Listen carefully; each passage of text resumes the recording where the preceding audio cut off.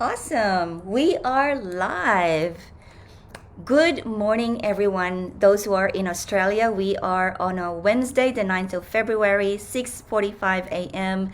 And I have my guest with me, Debbie Weiss. She's in New Jersey. Today, we are going to have a really revealing, candid, and open and honest, and perhaps very refreshing conversation. Debbie has been a caregiver for over 40 years for the people that she loves, her father, her husband, her son.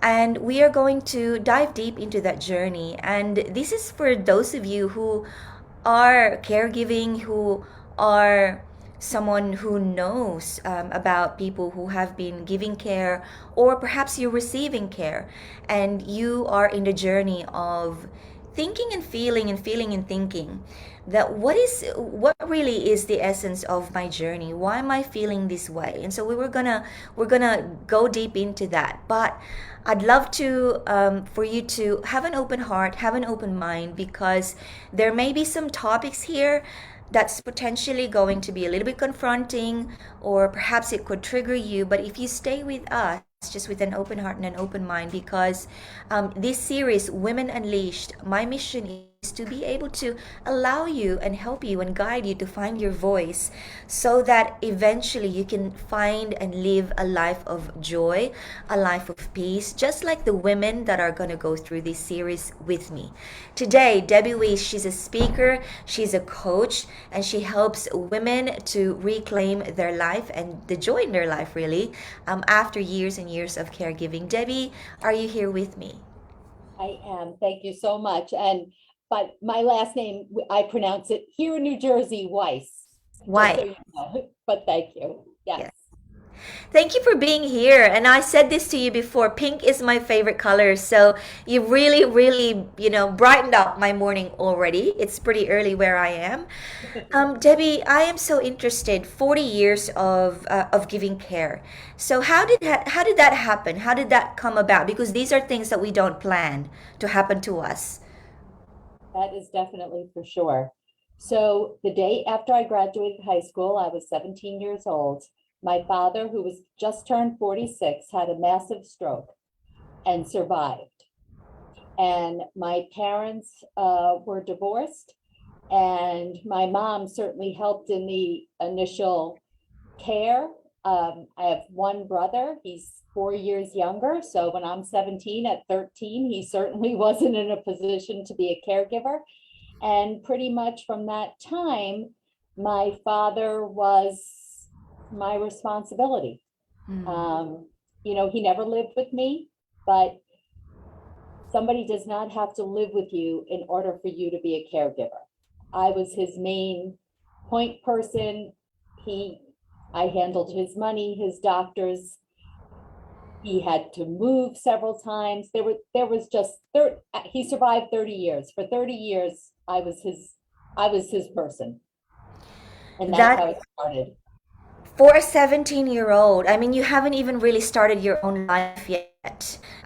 Like you say, you were in college. Was that No, it was actually the day after I graduated from high school.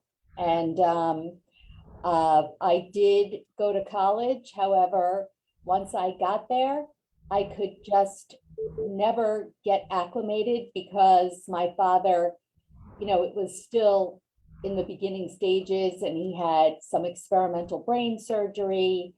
And it was very difficult being far away, especially because I knew that he needed me. And I came home to visit after his brain surgery, and he said to me, please come home. And that's all I needed to hear. And so it did alter my plans.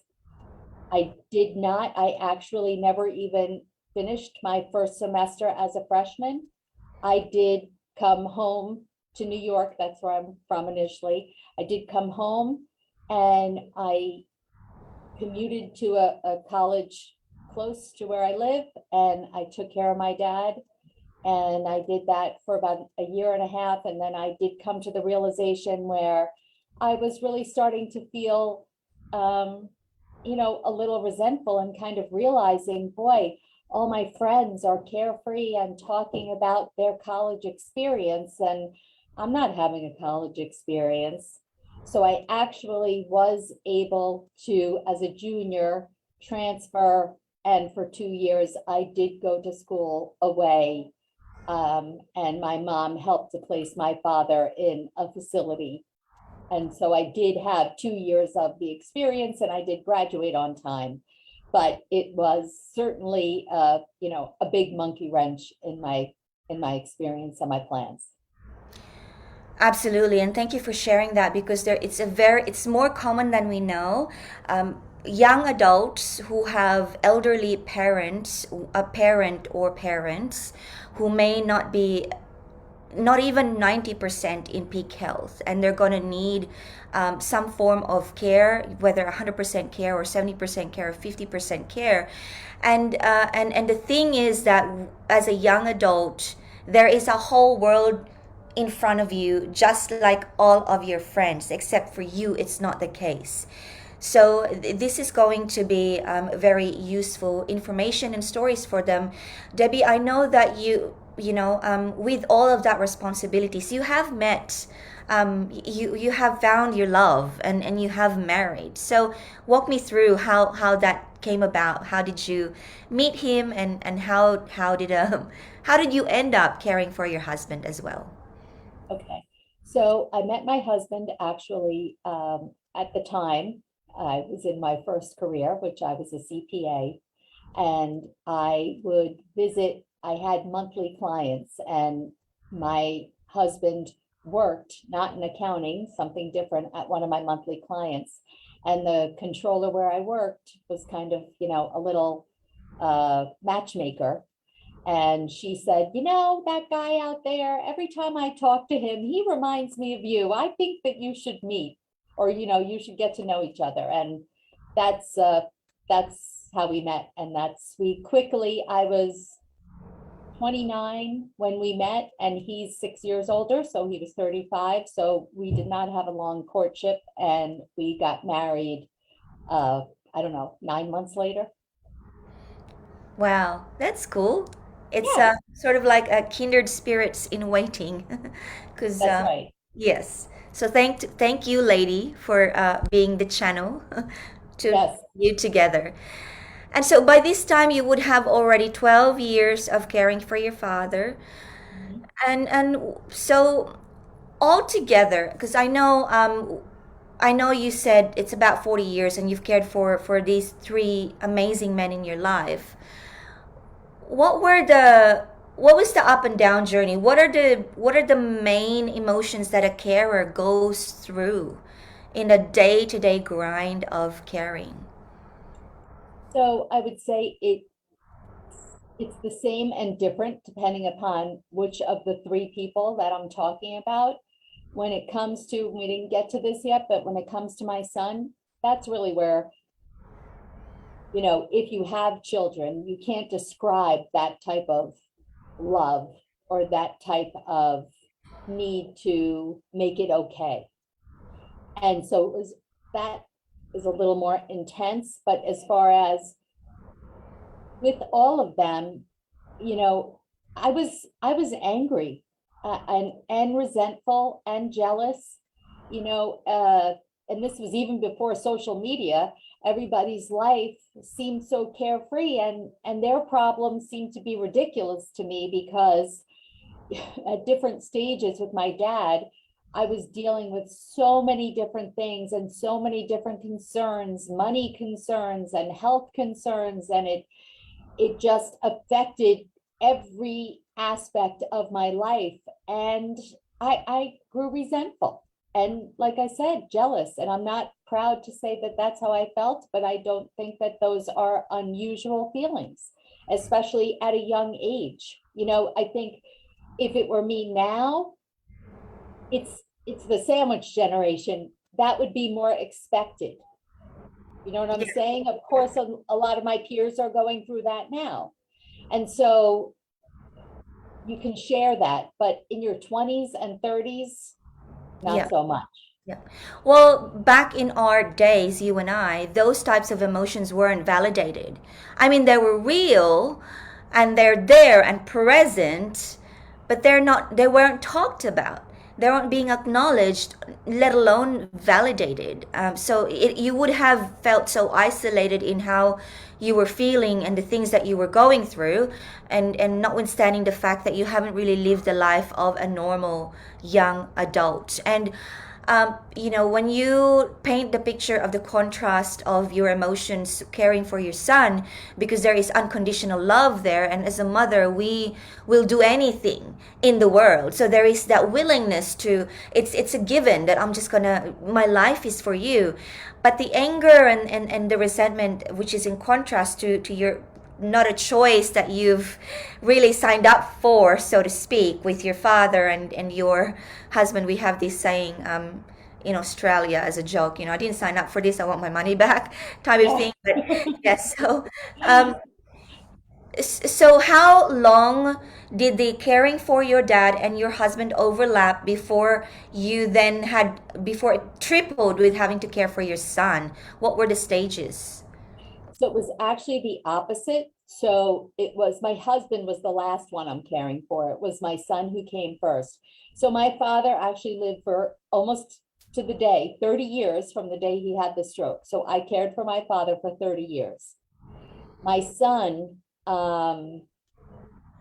let me think for a second. So my son was born probably 20 years after my father had the stroke. So I had 10 years of overlap with my son and my father. And there was a very intense period of time, right around when my son was almost 10 and my father was dying. At the same time, my son was going through, and I didn't know that what it was, a major depressive episode. He was talking about killing himself at 9 or 10 years old. And so that was going on at the same time that I was learning my father was dying. So I would say out of the whole 40 years, that was the most intense period of caregiving that I had.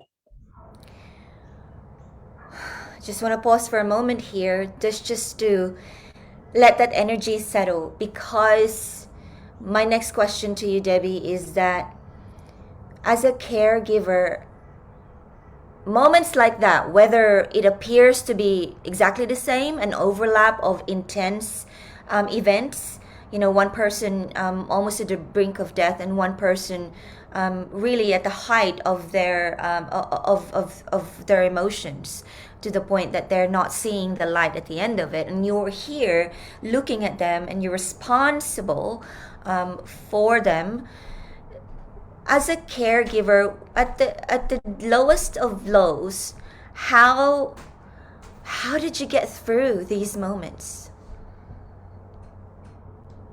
I think it's just my personality that I believe I can find the answer to anything. I didn't think that I didn't think that I could make my father live forever, but I was going to do whatever I needed to do for my son, for sure. I have and will try almost anything. So even though I would get very upset and very down about it, I never stayed in that pit, so to speak. I was like, okay, the next day, after the good cry, after whatever it is, now we're going to move on to the solution. And, sometimes you just need to cry. There's nothing wrong with that. Actually, it's so healthy. You just need to let it out. And then after that's over and that passes, then I am just on to the next. Now, where do we go from here? Only way to go is up. Wow.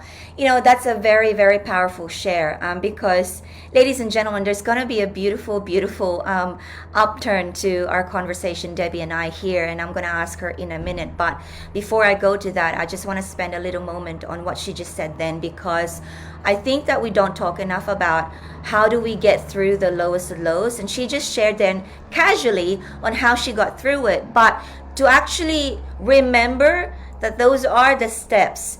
And Debbie, you talked about, cry it out. It's actually healthy. and to, yes, spend the time to feel the emotions, but then after that the only way to go is up. And so these are simple but powerful steps, aren't they?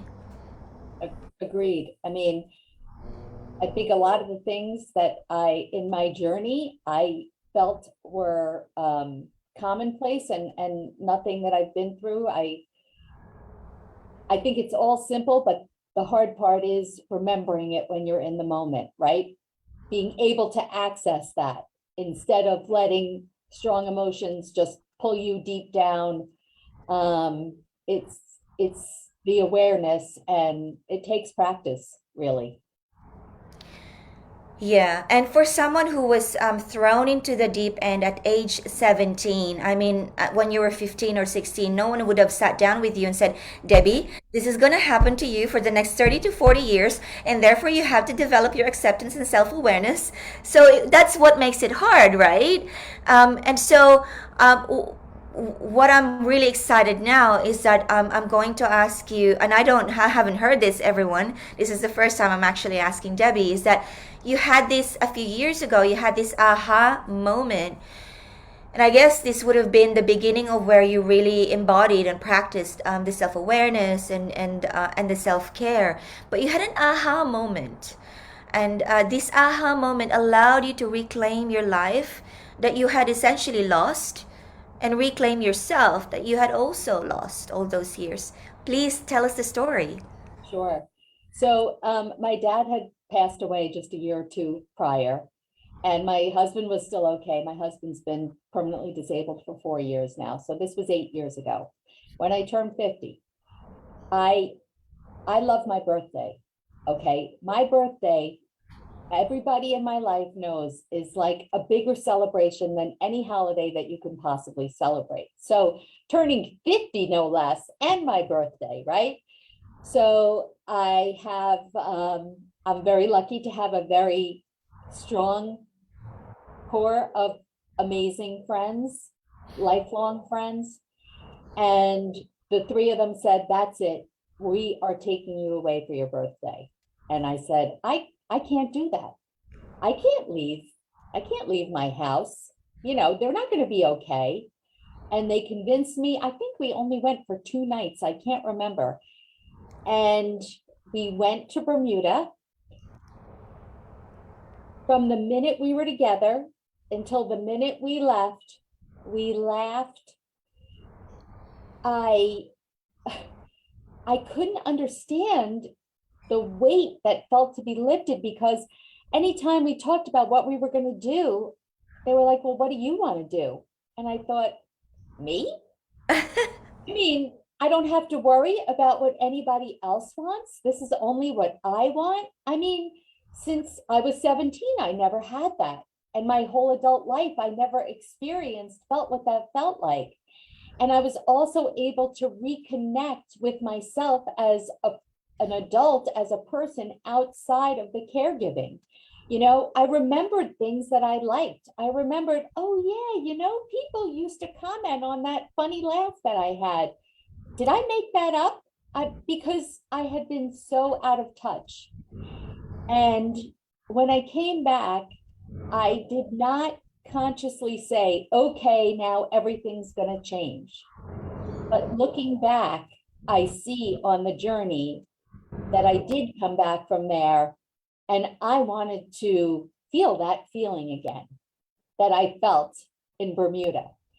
And I slowly started, very slow, very small changes, started to slowly prioritize things for me, for my own self care, which made me feel good, having nothing to do with all of my other responsibilities. And it's been a journey. I'm 58. So over the last 8 years, I have, like I said, one thing after the other, change things. And now as I said, now I still care for two people, but just two people have changed. And it's not like I don't go through bad days, because I do, but I have more resilience. I'm more hopeful. I'm calmer. just I'm a different person. I'm a different person. Mm. Yes, thank you. So it's been 8 years since the aha moment, and now you help people when it comes to how to plan out and how to really execute self-care and what even self-care looks like. So you're a coach and you're a motivational speaker on this subject of expertise. Debbie, what I wanna, I guess, what I wanna find out now is, you talked about, it's not like I came back and I said everything's going to change now after that aha moment, but you were really mindful of just slowly but surely creating small self care habits and making sure that the habits stuck, so that you have evolved to a woman that I'm speaking to right now, that not only embodies the self-care and have had reclaimed her life and herself, but helps others to do the same, which is really the next level of healing. So we heal, which is the first level, we heal ourselves, but I always believe that we have truly healed and continue to heal once we help others with the journey that we have been through. That's really the, the epitome of healing, is that when we can also pull someone's hand and hold it ever so gently to show them, hey, I've been through that and this is what happened and this is what I've done and I'd like for you to try this as well. So please, give us a little insight, coming back to the reality.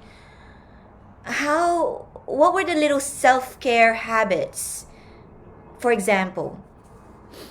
So it started, I believe, with my eating. I've always had a weight problem. Um, However, I never had as big a weight problem as I did at that time. That was at my heaviest at 50, because that was my drug of choice, was my food. I'm not a wine drinker or anything else, just food was my drug of choice.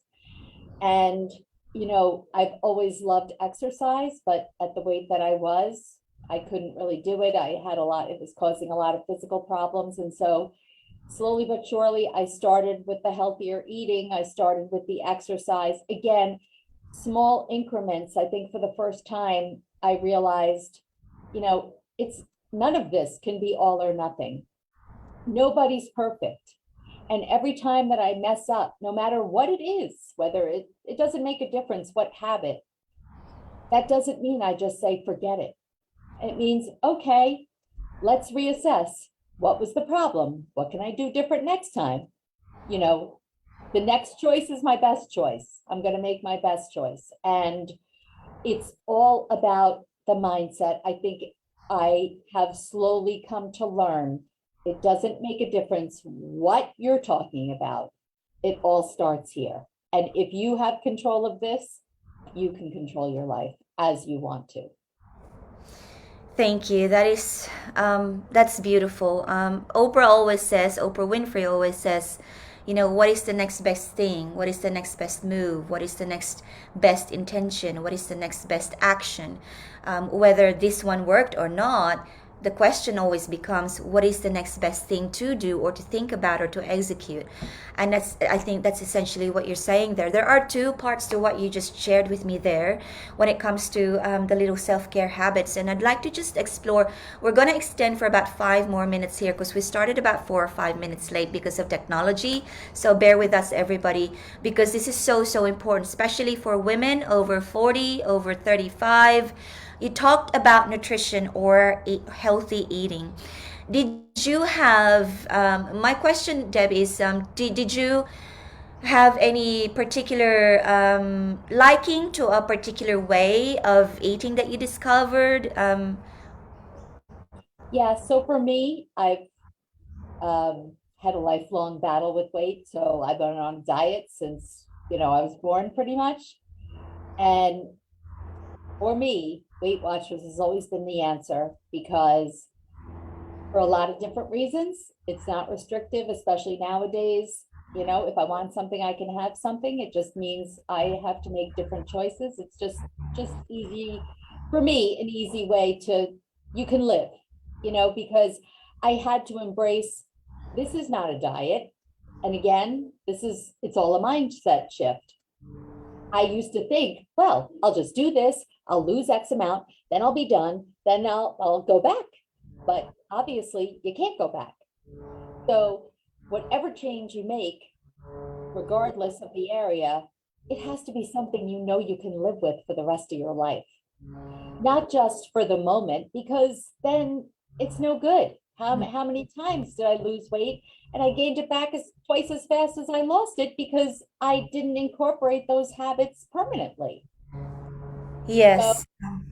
for me, it was definitely, and I also, and I know that it's proven that if you have some level of accountability outside of yourself, it's helpful. I needed a scale police person to have to watch me step on the scale every week.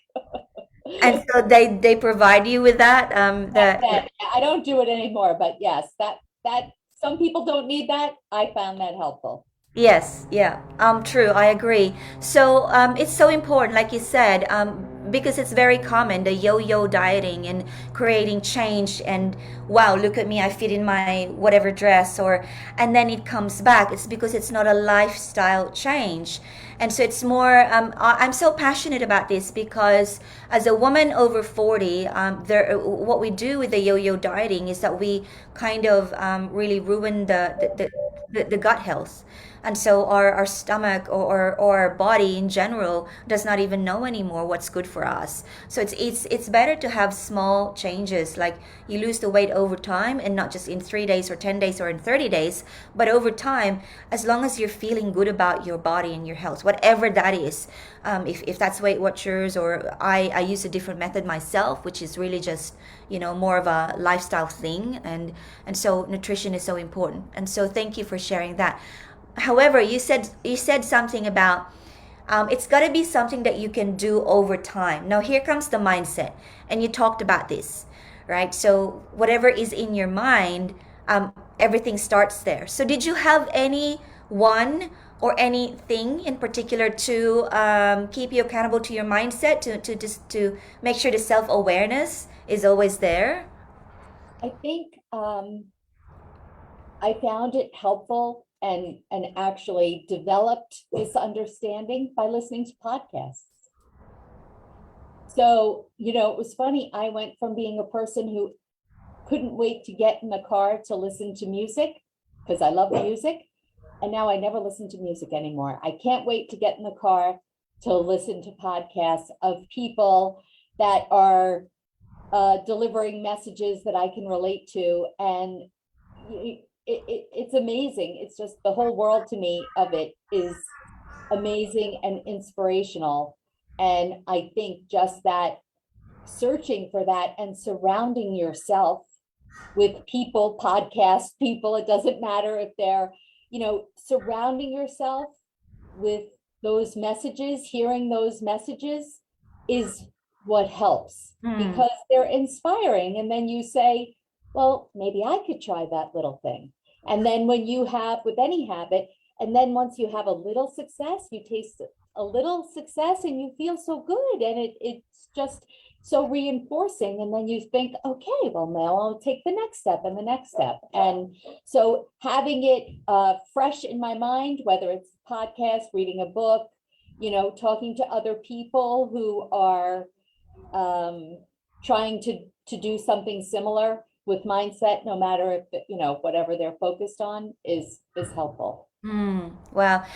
Powerful. You have this way of sharing with us things that are so powerful in a way that this is the life that I live. So I can really sense that it's just the lifestyle for you now.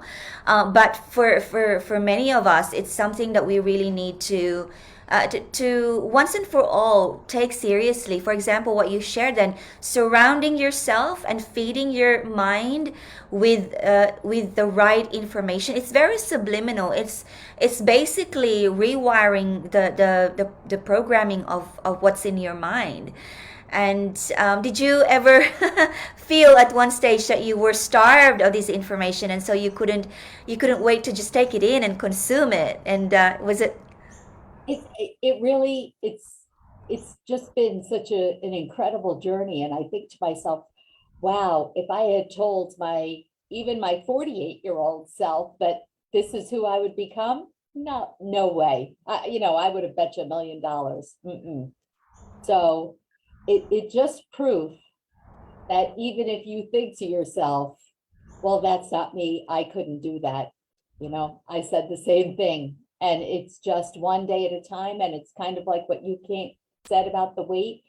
And that also changed for me too. So if I don't lose 20 pounds in 3 months, what's going to happen? Is it so bad if I lose 20 pounds in 6 months? Will I be unhappy? Why am I putting this time limit on things? Why am I holding myself to standards like that? And once you remove those barriers, then it's like you give yourself grace. You get right to be able Yeah. to say, whatever it is, I'll do it in my own good time, as long as I'm on the path, and the path isn't going to be like this, right? It's always like this. Yes. Yeah, yeah. I like to think of the barriers that they can be really be melted away and not just move, but yes, just melt the barriers because this is your path. And Deb, what I'm really hearing from you is that transformation, because you are the epitome of transformation. Transformation can be small steps and just consistent steps. And it's very inspiring because it means for many of us that we don't need to be doing anything radically different, but just small steps and small changes. Please tell us, you know, where do I start if I'm someone who's really wanting change but feeling still a little bit guilty and even ashamed of these desires? How do I get started? Well, first I would say that, I know for myself, feeling guilty, if you feel guilty, eventually you're going to resent the reason that you're feeling guilty. I mean, that didn't come out right, but in my case, I would say the person, right? So if I tried to do everything I could at my own expense, I was taking care of my dad and I was only taking care of him and not paying any attention to me, well, I grew to resent him. It wasn't his choice that I did it exclusively and avoided doing anything for myself. So to feel guilty, um, you have to get past that, because if you're so worried about everybody else, and just because you're taking care of yourself, doesn't mean that you don't care for the other person, that you don't love the other person. You're going to show up better for that person because now you're a better version of yourself. So as far as where to start, I think it's whatever you're most motivated about, um, or whatever it is, you'll feel it. Is it that maybe it's I need to drink more water? I'm always thinking that I need to drink more water, which I am. Here's my thing. Here's my cup, right? So I'm not going to say I'm going to drink 96 ounces of water today when I usually drink 12, because that's not happening. So if I normally drink 12, you know what? 3 days this week, I'm going to drink 16 ounces of water instead of 12. You have to start small and Mm. build upon it. Once you get that down, okay, now maybe I'm going to drink 16 ounces of water 5 days a week, or maybe I'm going to drink 20 ounces 3 days a week. However, it has to be unique to you. There's no one right answer of how you start. I think, it's also trial and error. Mm, yes, it might even just be there would be 15 minutes in the day, and instead of that 15 minutes that you are still pottering around and looking for what else can I do, you might want to take that 15 minutes with a cup of tea, maybe twice this week, and then see the inner difference. Just start small, like you say. It could be that you're staring at that flower outside forever in the day. You might want to take one day a week and actually water it and maybe talk to it. So it could be that small, or it could be someone might want to start walking or doing stretches at home. But really, whatever it is, like you said, it has to be what floats your boat, is what we say here in Australia. Ab- Absolutely. We say that here too. Yes. Yeah. So this has been very, very refreshing. Thank you so much, Debbie. How can we connect with you more? I follow you in Instagram. Yeah. So how can we connect with you more and really have more of your little tips every day, and perhaps work with you if we are called to do so? How do we do that? I appreciate that. So the best place is my website, which is www.caregiversupportsquad.com. It's a mouthful, all one word. And from that page, there is a link for my free closed Facebook group for caregivers. And that's where I post daily tips and tricks and a couple of videos a week. And I have some live events, free, everything free. And there are live events coming up with some guests. And on Instagram, my handle is caregiver.support.squad. And also through the website, you can sign up. I have a free guide on 8 steps everyone can take in order to find the time for self-care, because that is one of the common barriers. Nobody says they have time, but everybody can find time. And also on the website, there's a waiting list for my membership program that's launching in April. Amazing. There's so many, so much value in there. So, free Facebook group, you get your 8 tips, and there's a wait list for a membership. I'm actually going to find, we will post your website on the comments below. Everyone, thank you for hanging out with us. This has been a beautiful conversation for me. And I love you all. And this is really to find your voice from within you. So if you have any questions, please post them in a comment below. Debbie and I will answer them for you. Debbie, I thank you for your time. And I love that we have shared this conversation together. Oh, thank you, Grace. It's been amazing. I love where you took us down the path, and it's a pleasure, and I appreciate it. Bye, everybody, and have a beautiful, beautiful day.